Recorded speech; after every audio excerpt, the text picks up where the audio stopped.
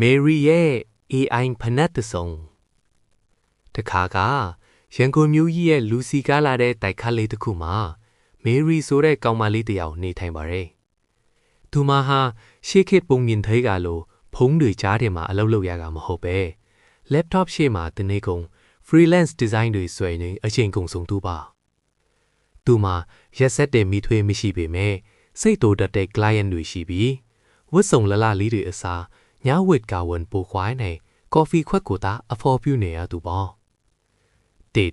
ဖိတ်စာသစာတငယ်မှာတော့မြို့ပေါ်ကနာမည်ကြီး startup company တစ်ခုကနေနှစ်ပတ်လည်ကာလာဒင်နာပွဲဖိတ်စာရောက်လာပါတယ်။အဲ့ဒီပွဲကို Mary အញ្ញမ်းသွားခြင်းရဲ့လူငယ်လုံငယ်ရှင်မင်ခန့်လဲတက်ရောက်မှာပါ။ဒါပေမဲ့ပြဿနာက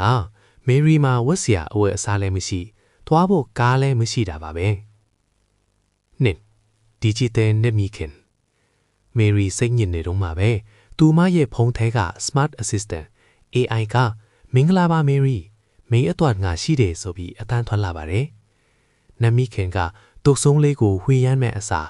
algorithm တွေကိုအသုံးပြုပြီးအကူအညီပေးပါတော့တယ်။ဝတ်စုံ AI ကသူမရဲ့ social media profile တွေကိုလေ့လာပြီးသူနဲ့အလိုက်ဖက်ဆုံးဒီဇိုင်းကို 3D printing ဆိုင်မှာမာပေးလိုက်ပါတယ်။ဖနက်ဒါကတော့အထူးခြားဆုံးမှာလမ်းလျှောက်ရင်ခြေထောက်မနာအောင်ထိန်းညှိပေးတဲ့ smart heels တစ်စုံကိုမာပေးခဲ့ပါတယ်။သွားလာရေးခေတ်ဟောင်းကလို့မင်းရထားမဟုတ်ပဲ electric Tesla တစ်စီးကို app ကနေကြိုမာပေးထားလိုက်ပါတယ်။တတိပေးချက် Mary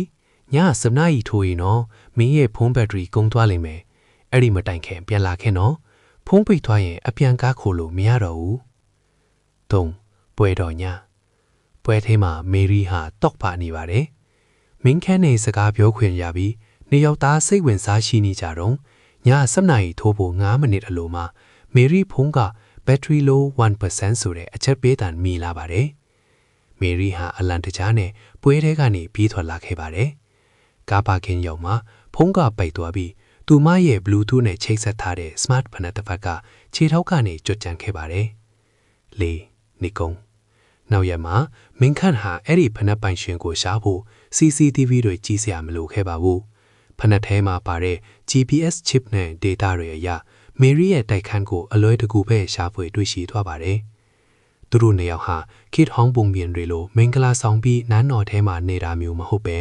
နှစ်ယောက်အတူတူ tech startup တစ်ခုတည်ထောင်ပြီးပျော်ရွှင်စွာအလုပ်လုပ်ကိုင်သွားကြပါတော့တယ်